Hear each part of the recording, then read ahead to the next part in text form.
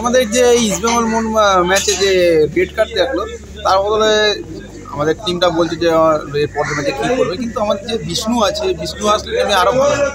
সায়নও দীর্ঘদিন সুযোগ পাচ্ছে না। বিষ্ণু খুব ভালো প্লেয়ার, ভালো খেলছে, ও সুযোগ পাচ্ছে না বলে, ও যদি সুযোগ পায় আরও পরিণত অনেক ভালো।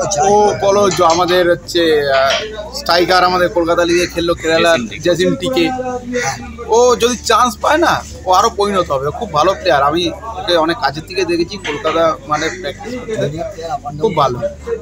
এরা দুজন আমাদের টিমে আসতে খুব ভালো হবে, আরো চান্স পাওয়া দরকার। খামতিটা মহেশ আর নন্দর জায়গাটায় বরং বেটার ফুটবল খেলবে, একদম ভালো ফুটবল খেলবে, আর এরা চান্স পাওয়াটা খুবই দরকার, পরিণত হওয়ার জন্য পরে যাতে আরো ভালো খেলবে।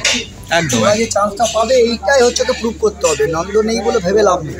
বিষ্ণু যথেষ্ট ভালো খেলে, আর ও এখন ম্যাচ খেলে খেলে অনেকটা পরিণত হয়ে গেছে, কখন জানে কখন বল ছাড়তে হবে, কখন এ করতে হবে। টিকেও কিন্তু খারাপ না, আমার মনে হয় এরা আগামী দিনে স্টার আমার মনে হচ্ছে বিষ্ণু একটা ভালো জায়গায় পৌঁছে। মানে রেড কার্ড নিয়ে ভাবনা চিন্তা না করে কোচ যিনি এসছেন একদম এদেরকেই সুযোগ। আমাদের রেজাল্ট পাবে, যে খেললো না খেললো এখন দেখবে, কোনো ফারাক করবে না।